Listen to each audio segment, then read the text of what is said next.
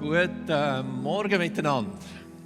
Ich freue mich mega, dürfen mein Herz teilen heute Morgen mit euch. Ich begrüße alle im Livestream in GVC Zürich Oberland. Mega cool.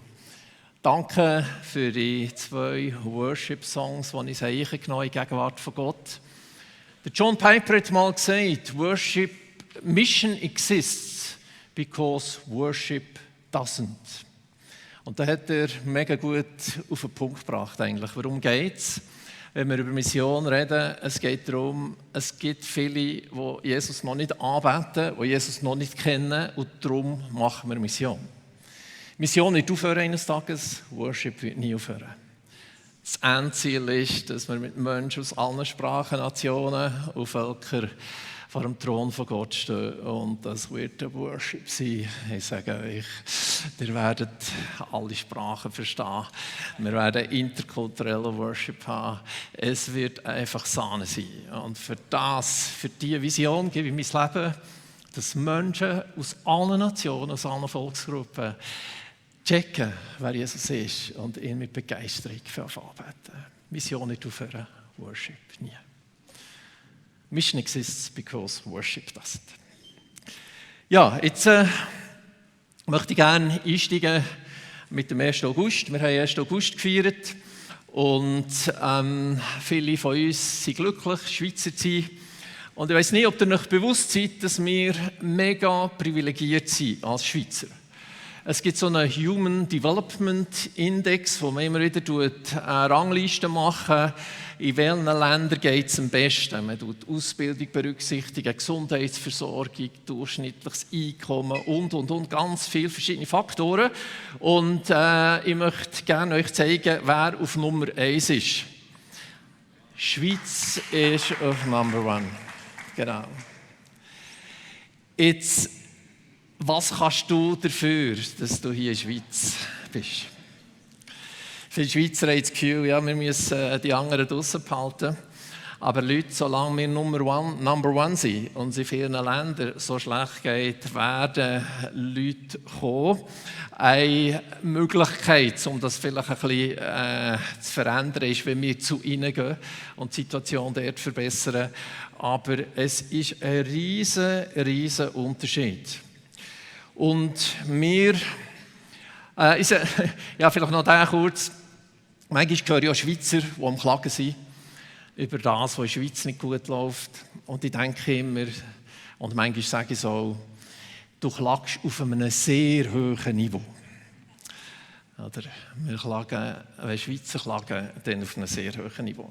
Ihr seht hier den zweiten Teil der Statistik, das sind die letzten 10 von dieser Rangliste. Und genau in diesen Ländern arbeiten wir in 3 davon, Guinea, 182, Burkina 184, Tschad 190. Wir gehen bewusst in Länder, wo die Not auch rein materiell einfach riesig ist, für versuchen den Leuten etwas von dem, was wir haben, weiterzugeben. Wir sind so privilegiert, dass wir das teilen sollten, was wir haben bekommen.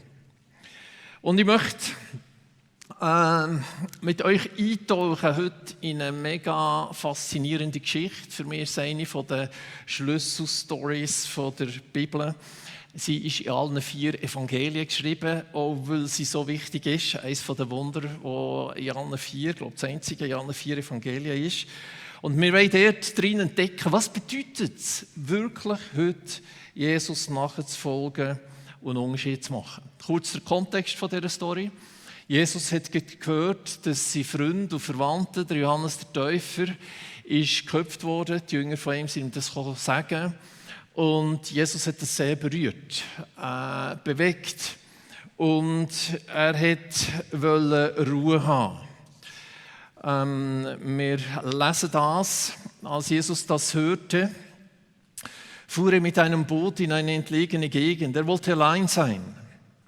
Aber die Leute aus den umliegenden Dörfern, Orten, Märkten, wohin er gehen wollte, und folgten ihm in Scharen auf dem Landweg. Also Jesus hat eine ganz schwierige Information müssen verdauen und er hat sich einfach auch mal zurückziehen. Er hat Ruhe gebraucht. Er hat das nicht einfach so wegstecken. Und jetzt sind die Leute aber so Fan von ihm, dass sie im Ufer nachgelaufen sind. Und jetzt, ja, wie reagiert er weg, als er aufsteigt? Sagt er, hey, sorry, heute Timeout, ich kann nicht, ich will nicht, ich brauche mal Zeit für mich. Was hat er gemacht? Als Jesus aus dem Boot stieg und die vielen Menschen sah, hatte er Mitleid mit ihnen und heilte ihre Kranken. Jesus hat es bewegt. Jesus hat es berührt. Jesus ist es nicht egal gewesen, dass die Menschen nichts zu essen haben oder kein Dach über dem Kopf haben, wenn sie krank sind oder keinen Sinn und Hoffnung und Ziel für ihr Leben haben. Es ist ihm nicht egal, wenn junge Mädchen beschnitten werden oder Genitalverstümmelung müssen erleben. Es ist ihm nicht egal, sondern er hat ein Herz für die Leute. Und ich erlebe immer wieder Leute, die, wie man es jetzt von Jesus in dieser Situation denken könnte, das Gefühl haben, die sind irgendwie abgestumpft. Das betrifft sie nicht mehr, die Not dieser Welt. Das ist zu weit weg. Oder ich habe genug Probleme mit mir selber und bin beschäftigt mit mir selber. Hier können wir von Jesus lernen und da wollen wir uns herausfordern. Er hat Augen gehabt für die Leute. Er hat ihre Not gesehen. Es hat ihn berührt. Das Zweite, was wir in diesem Text sehen, Jesus hat sehr ganzheitlich auf Bedürfnisse der Menschen eingegangen. Zuerst hat er einfach mal alle gesund gemacht. Dann hat er das Evangelium predigt und am Ende hat er ihnen noch zu essen gegeben. Er hat ihre Bedürfnisse gekannt und hat versucht, ganzheitlich auf sie einzugehen. Für ihn war das ganz normal gewesen. Und wir als Sam Global, wir wollen uns genau das zum Vorbild nehmen, auf die Bedürfnisse der Leute ganzheitlich eingehen. Und so haben wir 4 Themen: Grund- und Berufsbildung, medizinische Arbeit und Prävention. Jesus hat die Kranken geheilt, theologische Bildung und Praxis, Jüngerschaft. Praxis steht für Jüngerschaft. Jesus hat die Jüngerschaft gelebt und Verbesserung der Lebensgrundlagen. Wie können wir zum Beispiel Landwirten helfen, besser anzubauen, für mehr zu produzieren und mehr Nahrungssicherheit zu haben? Ist das etwas Besonderes, was wir machen als Sam Global? Nein, es ist einfach das, was Jesus gemacht hat. Wir versuchen, seinem Beispiel zu folgen. Serve and Multiply heisst unsere Organisation. Sam steht für Serve and Multiply. Wir wollen den Menschen dienen und wir wollen Prozesse auslösen und das Multiply wird auch heute ein Thema sein. Wie steht es mit zum Beispiel Kranke heilen? Jesus hat da einfach alle gesund gemacht. Das steht so in einem Nebensatz, das war ganz normal für ihn. Wo Jesus die Jünger ausgesendet hat, zum Beispiel Lukas 10, hat er gesagt, heilt die Kranken. Haben wir noch den Mut, für Kranke zu beten?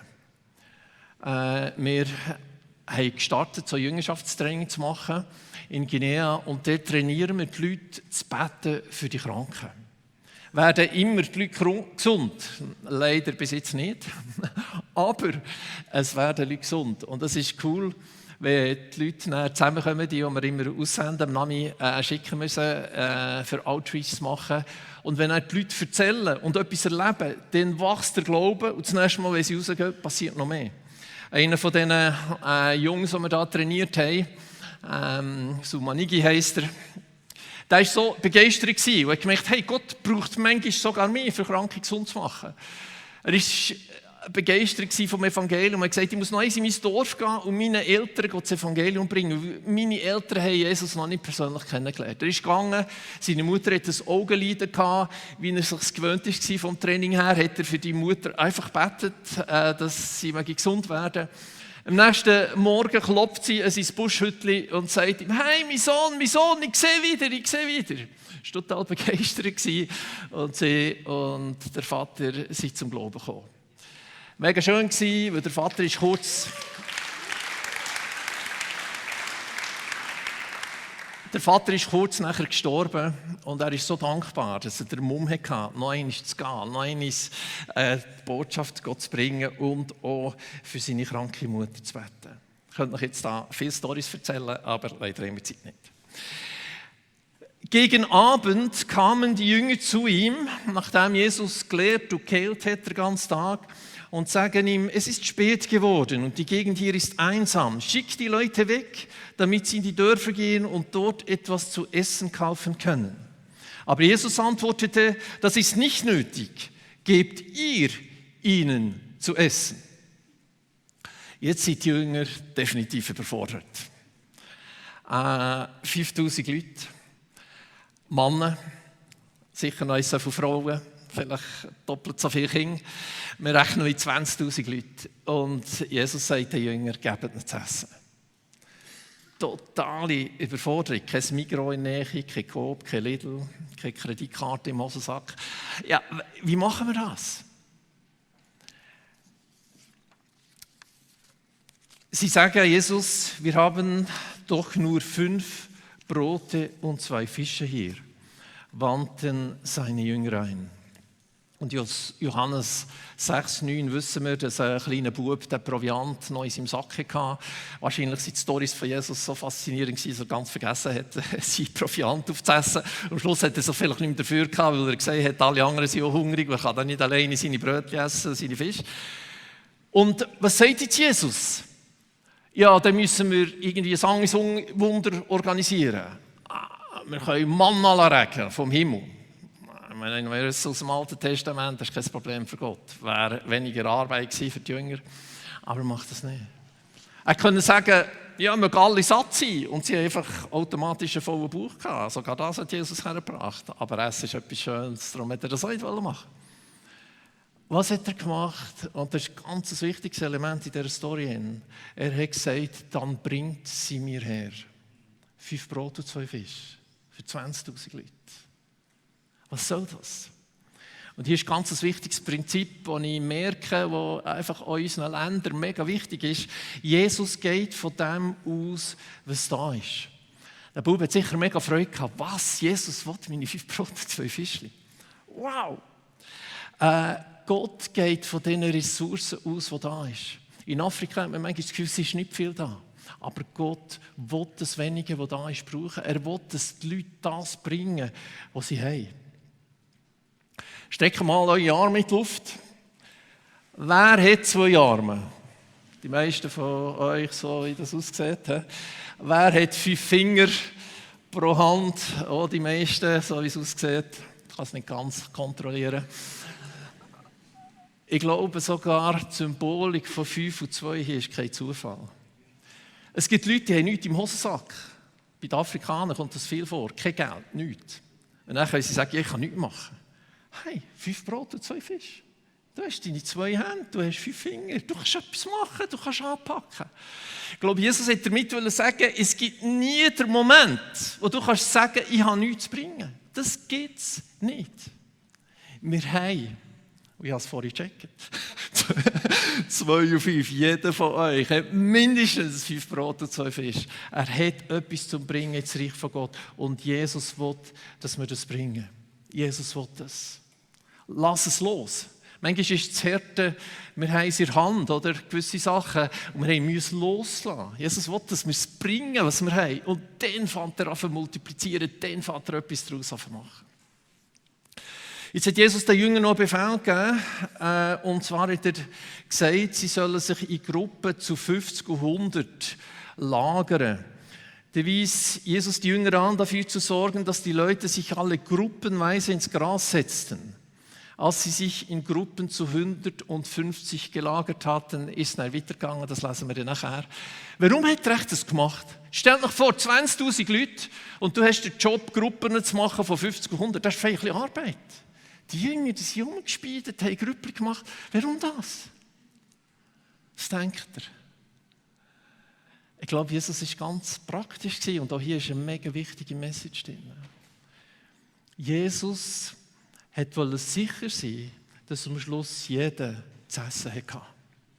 Wenn du vor 50 Leuten herstehst, so wie hier zum Beispiel, sagen wir 50 Leute hier, dann kannst du fragen, haben alle bekommen?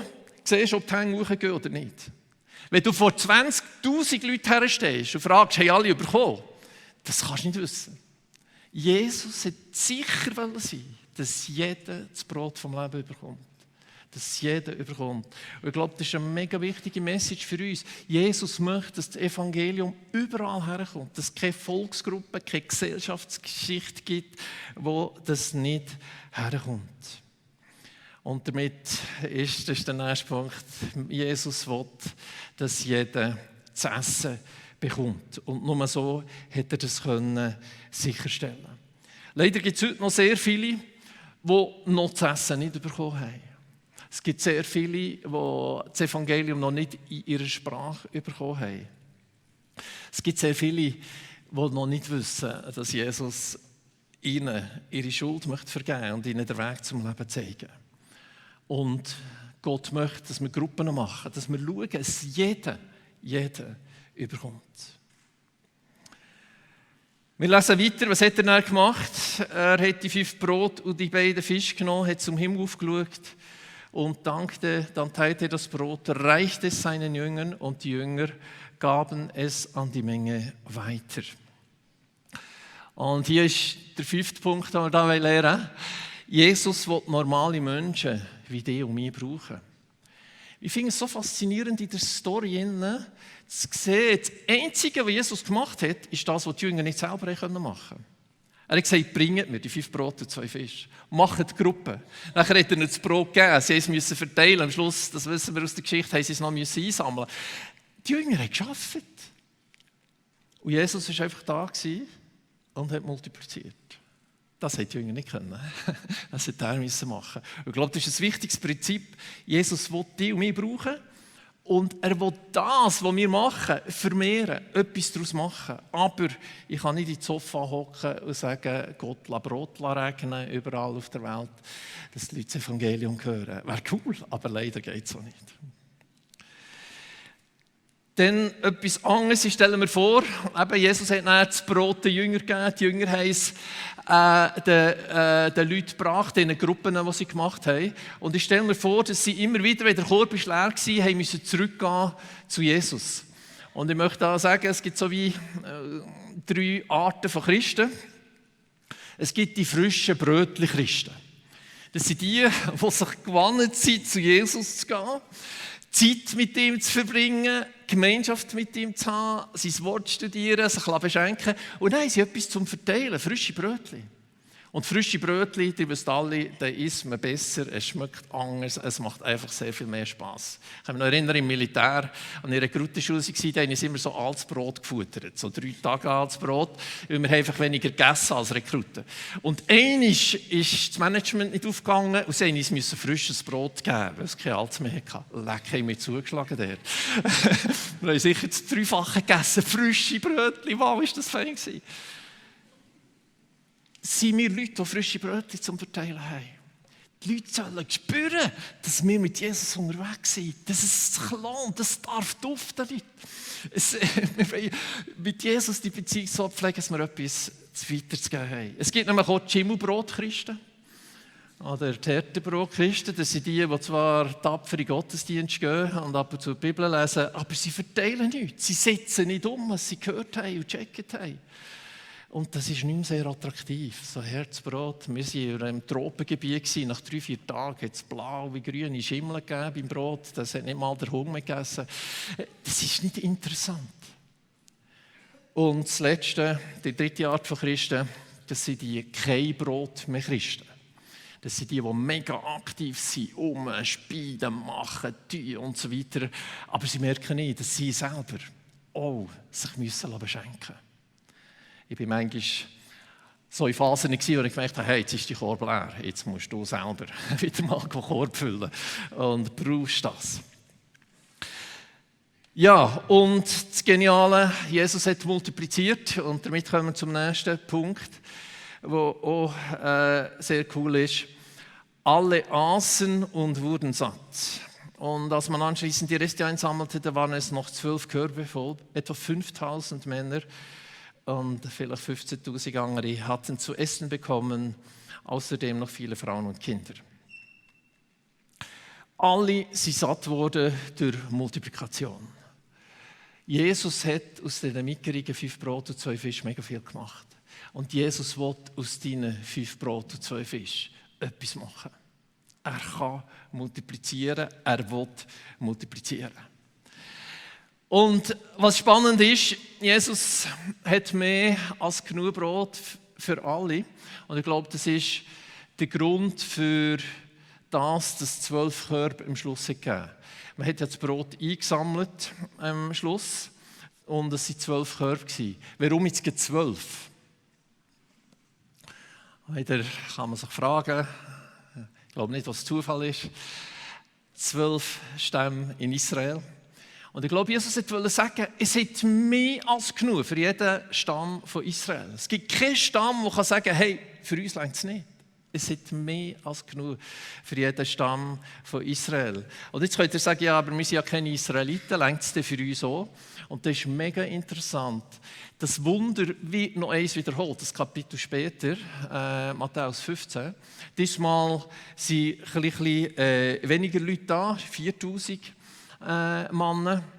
Und es sind 7 Brot und ein paar kleine Fische. Und wisst ihr, wie viele Körper am Schluss bleiben? Wer ist ein guter Bibelkenner? Es waren 7 Körper. Und warum? Was ist 7? Es ist die Vollzahl in der Bibel. Und ich glaube, Jesus hat das Wunder Neues wiederholt, für zu sagen, es ist nicht nur für die 12 Stämme von Israel. Es ist auch für die Vollzahl von den Heiden. Es hat für alle mehr als genug. Da wäre es jetzt ein bisschen schwierig gewesen, genug Körper zu haben für jede Volksgruppe von dieser Welt. So viel hat es dort nicht rumgehabt, darum hat er eine symbolische Zahl genommen. Und es ist spannend, im griechischen Text, wenn ihr das nachschaut, dann merkt ihr, das ist nicht einfach ein Spleen von Jürg. Dort war das Wort für Korb ein anderes gewesen. In Matthäus 14 steht Kophinos, das ist das Wort, das die Juden gebraucht haben für Korb. Und in Matthäus 15 steht Zyphris, und das ist das Wort, das mehr von den Heiden gebraucht wurde, sehr grosse Körbe waren. Also ich glaube, da ist eine Message drin. 12 und 7. Es hat mehr als genug. Und wieder die gleiche Message, es sollen alle bekommen. Es hat mehr als genug für alle. Ja, was bedeutet das jetzt praktisch? Und jetzt möchte ich den Text noch ein bisschen versuchen anzuwenden, ganz praktisch. Gibt es überhaupt noch Leute, die das Brot vom Leben noch nicht kennen?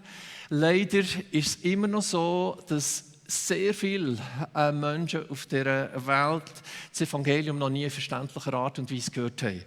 Ich zeige euch hier eine Karte, wo jeder Punkt ist ein Punkt, der steht für ein unerreichtes Volk oder ein wenig erreichtes Volk. Und die 2 blauen Kreise sind die Gebiete, die wir Assam global schwerpunktmässig arbeiten. Jetzt denkt ihr vielleicht, ja, hey, so viel, too much, überfordert, wie die Jünger, oder? Geben wir auf. Ich habe es sehr cool gefunden, dass die GVC-Bewegung 2010 entschieden hat, zu sagen, hey, wir können nicht all die unerreichten Völker erreichen, aber wir wollen uns auf ein Schlüsselvolk konzentrieren, und nämlich auf Peul in Guinea. Und ich glaube, das ist weise, weil wir können nicht alles machen. Auch wir als Assam Global, wir können leider nicht alles machen. Ich würde es lieben, wenn ich für jedes Volk etwas machen könnte, aber es geht leider nicht. Und so haben wir uns entschieden, unter der Fulbert in Guinea, das ist das Schlüsselvolk von Westafrika und das Schlüsselvolk in Guinea, rund 5 Millionen Leute, 99,99% Muslime, Evangelikale 0,00%. Es sind vielleicht 200 Christen, die wir inzwischen kennen. Und es war mega cool. Die GVC hat 3 Families ausgesendet, dann Rohners, Toggenburgers und Ringenbachs, ein ganzes Team. Toggenburgers sind übrigens heute da, für auch eine Auskunft zu geben zum Projekt. Und es ist wirklich etwas entstanden. Und ich möchte euch das jetzt einfach kurz reinnehmen. Was ist entstanden? Weil die sind Teil von dem. Die haben Geschichte geschrieben in Guinea. Das Erste, was entstanden ist, wo der Philipp Toggenburg, der heute da ist, sehr viel dazu beigetragen hat, das ist die Handwerkerschule. Wir haben eine Bauhandwerkerschule gemacht. Hier seht ihr der 4. und 5. Lehrgang, den die Schule durchlaufen hat, da haben junge Männer eine Perspektive bekommen und sie haben auch die gute Nachricht gehört, und es sind ein paar von ihnen effektiv haben sich entschieden, Jesus nachzufolgen, obwohl der Preis sehr hoch ist. Ihr seht unten links der Philipp und rechts der Sandro, der Itzig-Leiter. Wir haben die Arbeit inzwischen einem einheimischen Team übergeben. Aber wir merken, sie brauchen noch Coaching, weil sonst ist Gefahr, dass sie einfach Geld verdienen und die Ausbildung dann weit hinterher geht. Aber merci vielmals, dank euch und dank Philipp, der ihr geschickt hat, oder Sandra, ist das entstanden. Sandra sieht ihr auch nebendran beim Philipp, dort hinten ist sie. Dann etwas anderes, was wir machen dort und was ihr auch dazu beigetragen habt, ist, wir versuchen, Wasserversorgung in Dörfern aufzubauen. Und vielleicht hat jetzt der Sandro ein bisschen mehr Zeit, wenn wir noch 2 Handwerker hätten, könnten wir dort sehr viel mehr machen. Weil häufig müssen die Mädchen das Wasser tragen, zum Teil sehr weit, zum Teil ist es zu viel Gewicht für sie, dass es so gesundheitlich einfach nicht gut ist. Und man hat Untersuchungen gemacht, weil Leute sauberes Wasser hätten zum Trinken, dann werden sie weniger krank, die Kinder gehen regelmässiger in die Schule. Man hat eine ganze Serie von Problemen hat man weniger und darum würde sich das mega lohnen. Und so eine Wasserversorgung in einem Dorf, das kostet nicht das Vermögen, ist auch nicht eine riesige Arbeit, aber man muss es gleich machen. Etwas anderes, was wir gemacht haben mit eurer Hilfe, das ist ein Studiencenter, das hat der Stefan Ringenbach vor allem gemanagt. Und da sind Hunderte von jungen Leuten durchgegangen, die Englisch gelernt haben, Computer gelernt haben und etwas von guter Nachricht mitbekommen haben. Und auch da sind Einzelne zum Glauben gekommen. Der eine, erst als er dann studiert hat, er hat eine Bibel geschenkt bekommen, plötzlich Vater die lesen. Gott begegnet ihm und heute ist er ein treuer Jesus-Nachfolger. Etwas anderes, was wir machen, und auch da hat ihr dazu beigetragen, das ist Versorgung von Verbrennungsopfern. Das hat Sandra Toggenburger angefangen und jetzt Priska weitergemacht. Inzwischen haben wir eine einheimische Frau auch eingeführt in das. Und das ist eine coole Sache. Also nicht, dass die Kinder sich verbrennen, aber die Leute kommen immer wieder, bis sie gesund werden. Man betet für die. Und wir haben Heilige erlebt, wo ich manchmal nicht sicher war, sei es die medizinische Behandlung, die man gemacht hat, oder das Gebet, wahrscheinlich hat beides sehr viel dazu beigetragen, wo man gedacht hat, das könnte gar nicht möglich sein. Sehr gute Heilungserfolg. Aber dann haben wir gemerkt, und dort hat auch der Manuel Liniger dazu beigetragen, dass viele Verbrennungen passieren, weil die Leute auf offenem Feuer kochen. Dann geht so ein Kochtopf um, das Kind verbrennt sich schlimm. Und man hat gemerkt, noch genialer als nur die Leute behandeln, die verbrannt sind, ist, wenn wir Öfen machen können, wo der Topf nicht mehr fallen kann. Und dann haben wir da mit der Hilfe der GVC, der hat das Projekt finanziert, haben wir einen Ofenbauer ausgebildet und der hat Dutzende von Öfen bauen in den Dörfern. Es braucht nur noch halb so viel Holz zum Kochen und der Topf kann nicht mehr umkehren. Eine Idee von der GVC. Ja.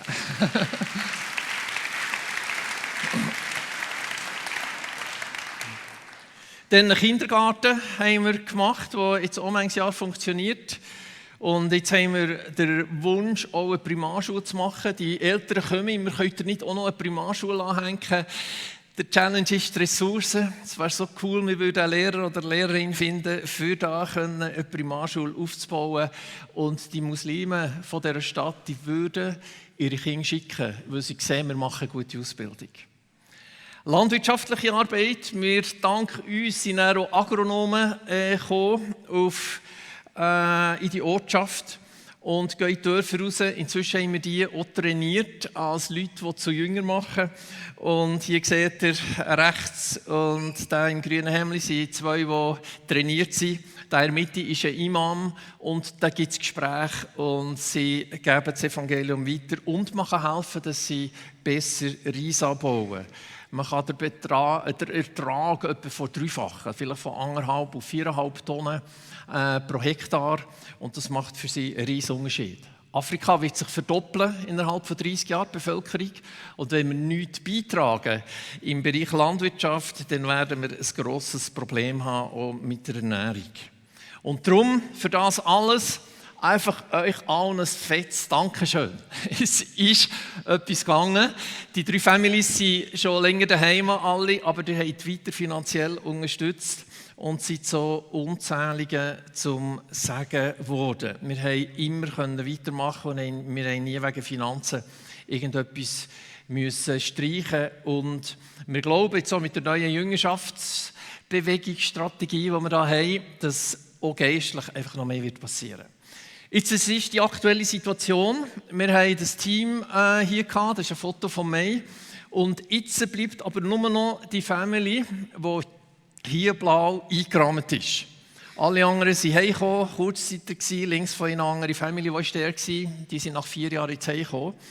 Und es ist so, dass die Familie Maurer heissen, sie haben gesagt, wir bleiben noch ein Jahr, aber wir können nicht garantieren, dass wir länger bleiben. Es ist eine Pioniersituation und wenn man ganz allein ist als Langzeiterfamilie, dann ist es sehr, sehr schwierig.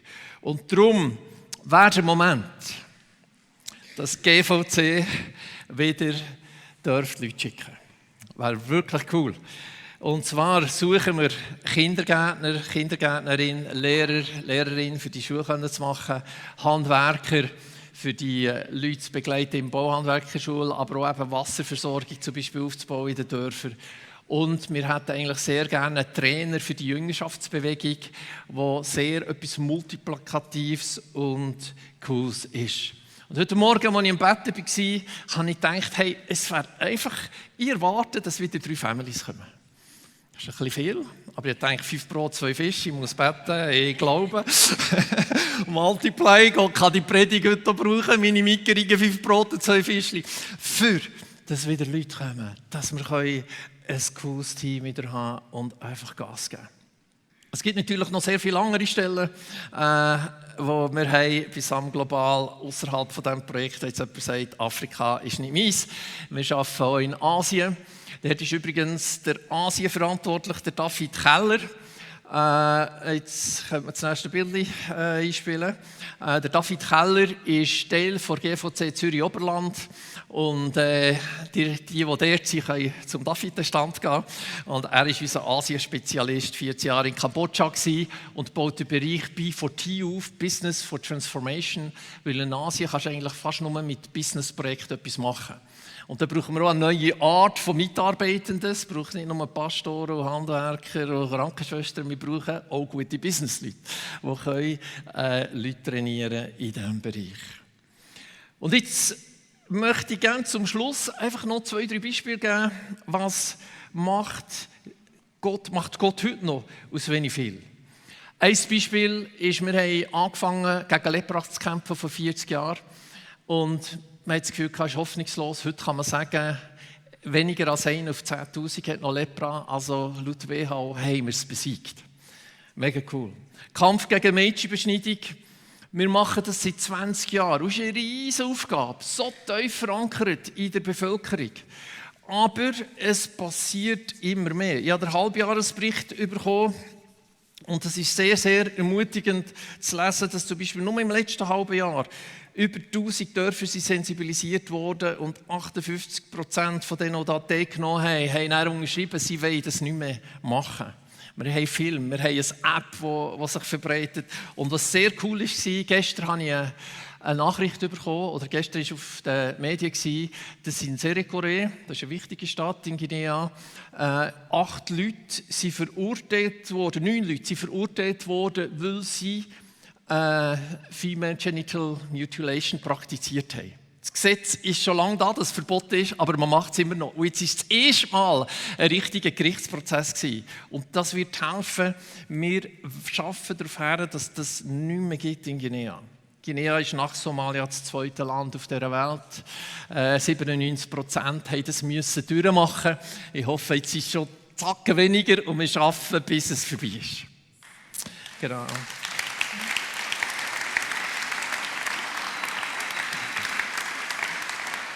Ein anderes Beispiel, als ich ausgereist bin, ich war selber in Guinea im Einsatz. Ich wollte eine Gemeinde gründen. Wir haben auch eine Gemeindegründungsbewegung gemacht. Das war mega cool. Viel erlebt mit Gott. Aber sie haben mir gesagt, du solltest schon noch eine Bibelübersetzung machen. Und weil ich der Einzige war, der Griechisch und Hebräisch mal studiert hatte, in dieser ganzen Gegend, hat es niemand anderes gehabt, das machen konnte. Und so habe ich angefangen, die Bibel auf Thoma zu übersetzen, also Leute ausgebildet, die das nicht gemacht haben, Einheimische. Und dann zeigte ich, mit dem Computer kannst du arbeiten, eine riesige Übung. Wirklich noch Arbeit gewesen. Aber wisst ihr, was es war? Vor einem Monat haben wir ein Fest gehabt und die ganze Bibel ist fertig. Nach 31 Jahren Arbeit. Das ist so cool. Was ich beitragen konnte, waren mickerige 5 Brot und 2 Fische. Ich habe ein Drittel vom Mate haben wir machen. Und am Sonntag, wo wir sie heimgereist sind, war ein neues Ehepaar da, das den Ball übernommen hat und jetzt die restlichen 25 Jahre ist stehen geblieben. Irgendwie so. Ja, und die Jüngerschaftsbewegung noch als letztes Beispiel ist mega ermutigend zu sehen, was passiert. Wir haben etwa 150 Leute trainieren. Viele von denen haben wieder andere trainiert. Viele von denen haben bereits auch Muslime zum Glauben geführt. Und etwas, was sehr cool ist, können wir vielleicht das letzte Bild noch nehmen. Okay. Was sehr cool ist, es gibt immer mehr Bibeln in lokalen Sprachen. Ich weiß nicht, ob ihr mal geschaut habt auf YouVersion, der hat ja wahrscheinlich die Bibel auf eurem Handy. Da hat es etwa 1600 Sprachen. Und wir können, das haben wir noch nie vorher, den Leuten in ihrer lokalen Sprache das Evangelium geben. Und wenn die das hören, hey, die strahlen, es ist so cool. Wir haben eine Chance, die wir noch nie hatten, das Brot vom Leben weiterzugeben. Viele Leute können nicht lesen, darum ist das geschriebene Wort ist cool. Das gibt es jetzt auch auf Audio bereits. Aber noch cooler ist, wenn sie es hören können. So cool. Und ich habe das x Leute verteilt. Ich war jetzt selber in einem Jüngerschaftstraining, da mache ich selber auch Outreach. Ich weiss nicht, wie viel, dass ich die Bibel auf ihr Handy habe gespielt, in ihrer Sprache. Es ist so cool. Und auch in der Schweiz können wir das machen. Ich bin kürzlich im Spital jemanden besuchen, hat einen ins Bett gemacht nebendran und dann dachte ich, die könnte von Somalia sein. Ich habe sie gefragt, bist du von Somalia? Ja. Und dann habe ich schnell die Bibel auf Somalia vorgeholt auf meinem Handy und Johannes 3 auf Somalisch laufen. Und die hört, wow, hey, ist meine Sprache. In Pause ist sie abgespielt, hat ihr Handy geholt, die hat die App drauf gespielt und sie hat die Bibel auf Somalisch. Das haben wir, die Möglichkeiten haben wir. Lasst uns das nutzen. Wir wollen das Brot vom Leben weitergeben. Und damit komme ich zum Schluss. Bist du bereit, dass Gott dir ein Anliegen aufs Herz geben kann für vielleicht ein unreiches Volk, eine unreiche Volksgruppe, die das Brot vom Leben noch nicht bekommen hat? Was sind deine 5 Brot und 2 Fische, wo du kannst beitragen, dass jeder das Brot vom Leben bekommt? Und du bist bereit loszulassen, dass Gott deine Hände füllen und multiplizieren kann, wachsen kann, was Gott nimmt. Vater im Himmel, du meinst es so gut mit uns. Wir sind top privilegiert. Du hast uns das Brot vom Leben gegeben. Wir leben in einem Land, wo so viele Bedürfnisse abdeckt sind. Und jetzt hilf uns, das Brot vom Leben zu verteilen. Hilf uns loszulassen, was wir vielleicht festklammern in unserer Hand. Für dich zu geben, dass du etwas daraus machen kannst, zu deiner Ehre, dass überall Worship kommt. Dass überall Menschen mit Begeisterung für dich anbeten. Brauch uns und brauch das, was wir bieten können, zu deiner Ehre. Jeder von uns, jeder hat 2 Hänge und 5 Finger. Jeder hat 5 Brot und 2 Fische. Multiplizier es, mach etwas daraus zu deiner Ehre. Amen.